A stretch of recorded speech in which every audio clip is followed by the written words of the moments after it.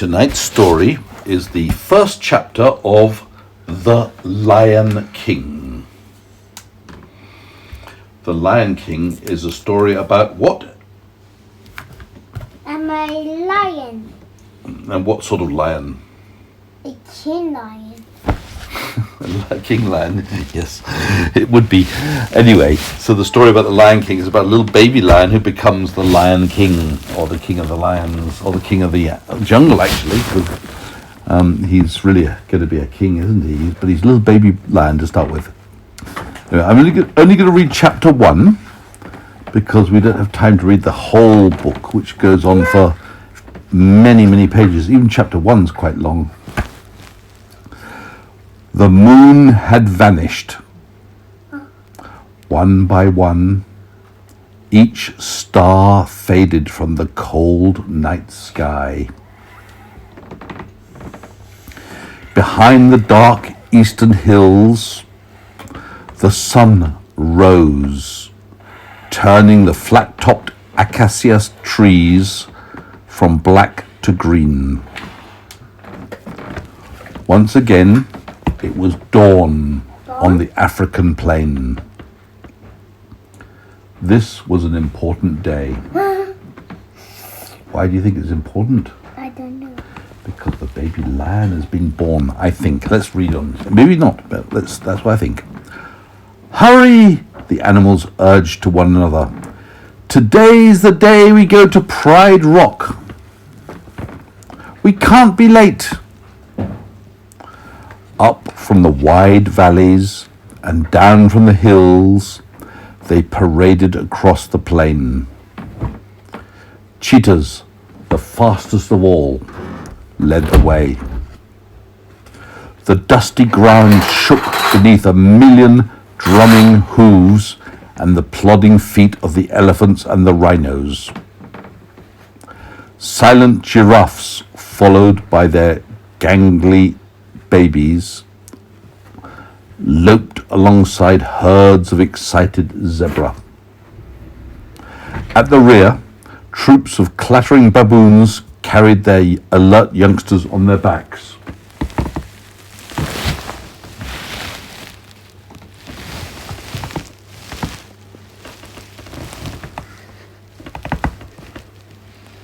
The trip was long, and as the animals approached Pride Rock, the plain shimmered in the morning heat.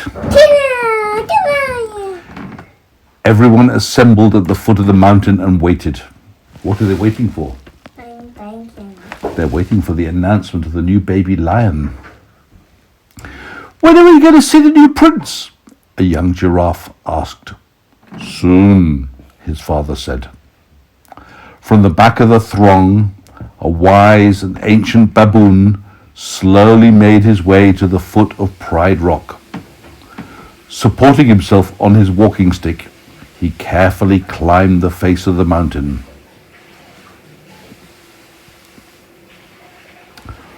That's Rafiki, the great mystic, an elephant explained to her child. When King Mustafa was a cub, Rafiki watched over him. Now he has come to give little Simba his blessing. That's what the elephant said to his child. A blue feathered hornbill glided down from the summit of Pride Rock. Look, here comes Zazu, the mother elephant said, pointing with her trunk. He's checking to see if we're all here. Zazu circled low above the crowd a few times. Then he flew back to the top of the rock, disappearing from sight of the patient gathering. Do you know what patient means? If they're patient, they're waiting. They're waiting patiently. If you're patient, you're not getting cross because you have to wait. Somebody who's patient is waiting for something, but he's not getting cross. He's not getting angry. He's patient. So they're waiting patiently. Then he flew back to the top of the rock, disappearing from the sight of the patient gathering. He landed at the feet of a dignified golden-maned lion. King Mustafa, Zazu reported. Everyone has arrived, and Rafiki is already on his way up. The elephants are here, and the wildebeest, as well as the... Thank you, Zazu, said Mufasa. Thank you, said Zazu, said Mufasa. Mufasa is the king lion. That will do. In a few minutes, Rafiki's shaggy grey beard, that's the monkey, isn't it, appeared at the edge of the rock. King Mufasa embraced his old friend.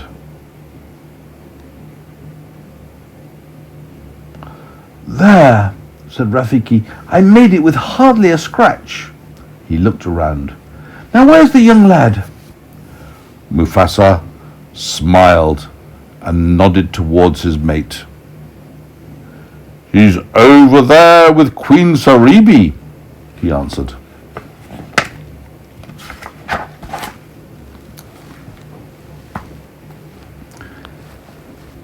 Here is Simba, said Sarabi, gently handing the spotted cub over to Rafiki. Here's Rafiki. The cub looked up. That's the cub, the baby cub lion.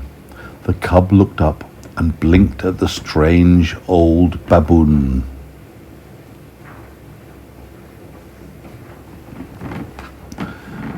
Rafiki grinned toothily at Mufasa.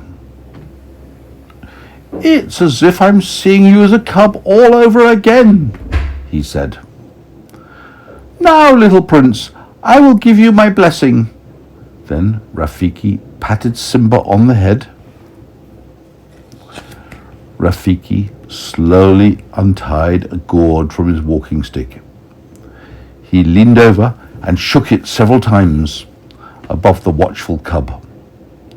Then he cracked the gourd open, removed some sticky liquid and smeared it on Simba's forehead. The cub wrinkled his nose. Why? Because you'd wrinkle your nose or put some sticky liquid on your head. Why? I think you would. You know how to wrinkle your nose? No. Like this. Look like this. Yeah, sort of. Almost finished, the elderly baboon said kindly. He scooped up a handful of dust and sprinkled it on Simba's back. Simba sneezed, and they all laughed. Then Rafiki stooped down and with great care gathered up King Mufasa and Queen Sarabi's son. He carried the cub to the edge of Pride Rock.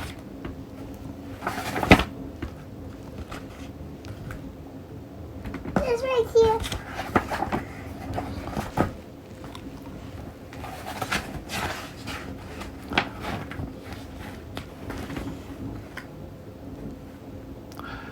The crowd below had been waiting eagerly for this moment. There he is, one of them shouted. Rafiki's holding the new prince.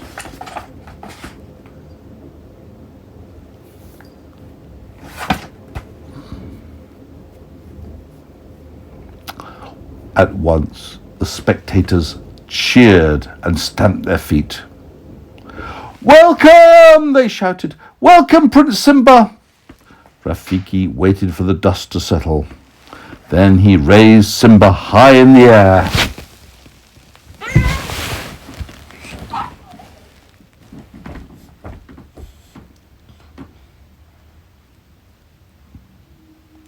The clouds parted, and a shaft of sunlight broke through the clouds, shining down on the future king. The animals fell silent and bowed. Huh? Bow, bow, bow. You show me how you bow. No. That's it. Like this. That's the bow.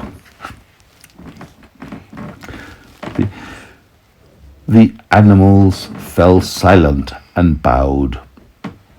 Rafiki slowly lowered his arms and shook Simba back out of sight. Not shook Simba. Slowly lowered his arms and took Simba back out of sight. As the afternoon sun began its descent in the western sky, the animals turned to make their way home.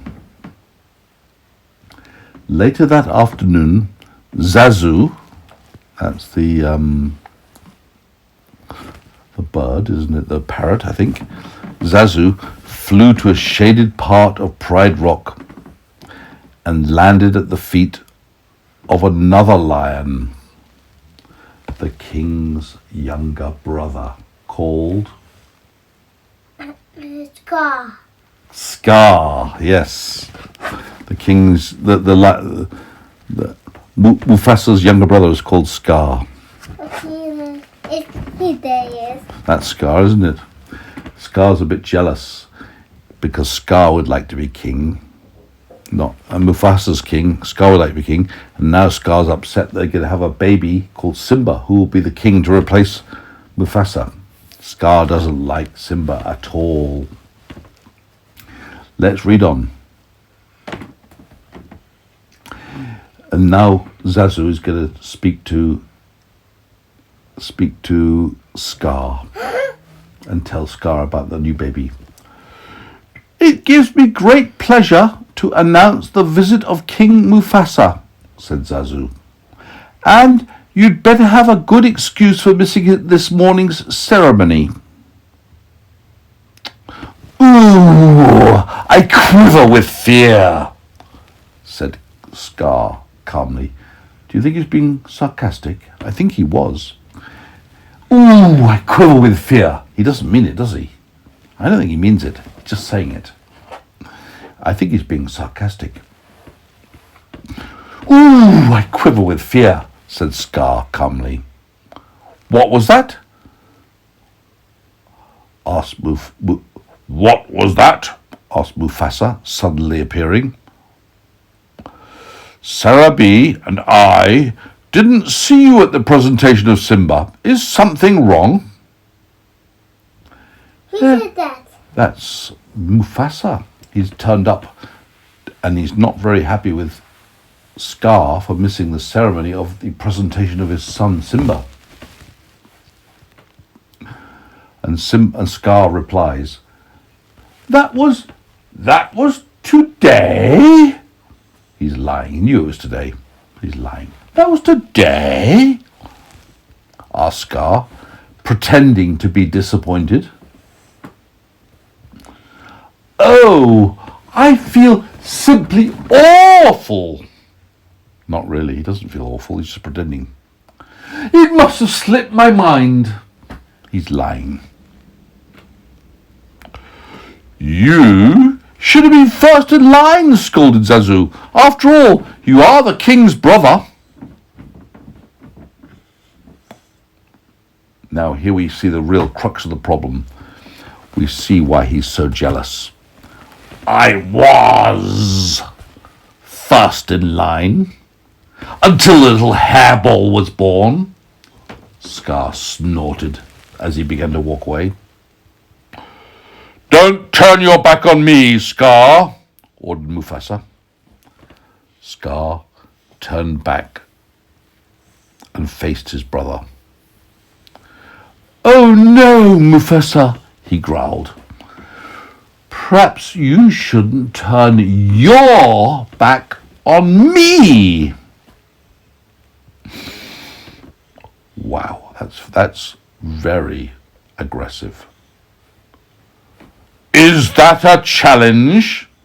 Demanded Mufasa.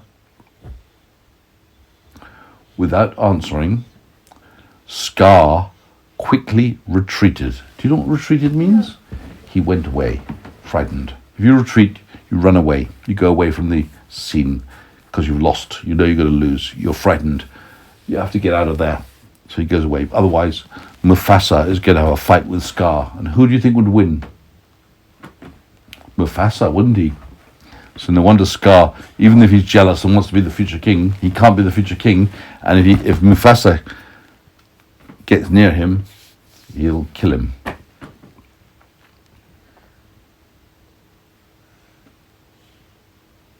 Without answering, Scar quickly retreated. Wise move. Zazu tried to ease his master's frustration. "There's one in every family, sire," he said, "and they always manage to ruin special occasions."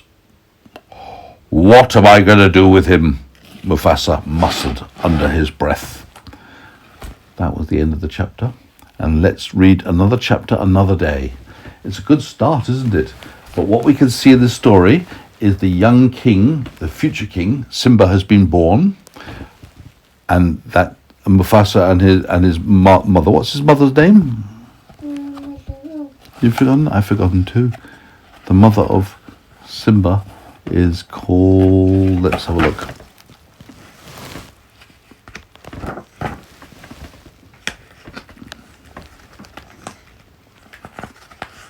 Queen Sarabi. So Simba has been born to Mufasa and Queen Sarabi, and Mufasa is the present king. Mufasa has a younger brother called Scar, who would have been the next king if Mufasa dies, but now Mufasa's got a baby called Simba. The baby will be the future king. And Scar is not happy about it, is he? Scar would like to be the future king. So Scar is very cross. And if Scar can kill Simba, he will. If Scar could kill his brother Mufasa, he would. But Mufasa's the good king, and Queen Sarabi is his queen, the lioness. And they're not going to let Scar kill Simba, are they? Why? Because they're going to protect him, like I protect you. Why? Well, we have to protect little babies because they don't know the ways of the world. There's lots of bad things in the world. You may think the world's just like mummy and daddy at home, but it's not. It's full of bad things, full of very bad things. That's why we have to be here to look after you. And when you're bigger, you'll be able to look after your children too. When you know how things work. Won't you? Would you like to have children? Yeah.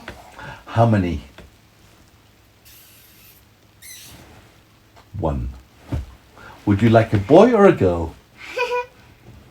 I want to buy. And would you talk in English, French or Chinese to your child? If he talks in Chinese, if he talks in English or French, I will talk him. If he talks in French, I will talk in French. If he talks in English, I will talk with him in English. And what about if your child talks in Chinese? Well, I don't want. Well, he can't tell it. And what do you think your baby will talk in?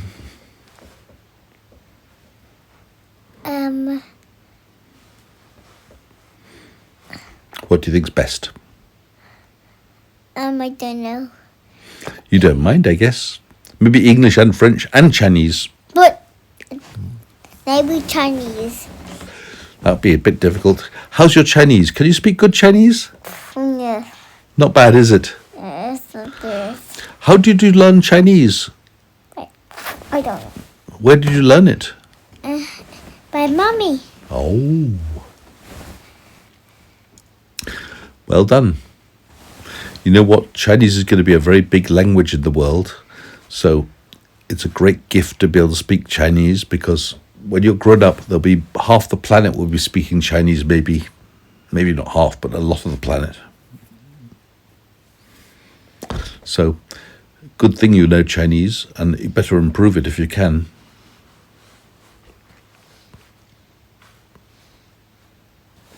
I know here in Switzerland all your friends speak French, don't they? Well, and English. In the creche, do most children speak French, or do some of them speak English? Oliver can talk a little bit English, and Mike can talk in English, and the other children talk other languages, and Beatrice talks in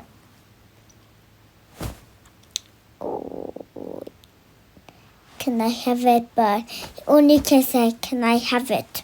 But he only can say that. But, What language does he talk normally? well, French. And any other language? Maybe German. Oh, German. I don't know if it's German. Oh, you should ask him. And then you should say a few words to him in German. Or maybe ask him to tell you a few words in German, then you say them to him. Ask him to tell you how to say hello and goodbye and thank you and yes please in German. That's the world we live in. We live in a world of many, many languages, don't we? If you look at all these countries in the world, all these countries, many of them have different languages. There's maybe more than 100 languages, maybe more than 1,000 languages on the planet. I don't know exactly, but a lot. And every place has got its own language. But one of the most common languages on the planet is, guess what? I don't know. English. English? Yeah, English is spoken in most parts of the planet to some extent. I mean, obviously, you could go places... That's my favorite language. Yeah, mine too. You're very lucky to be born with the English language because it's sort of a universal language. Maybe not in some countries, maybe not in China. Not many people in China will speak English. But, if you speak English and Chinese, well, you've got the world at your fingertips.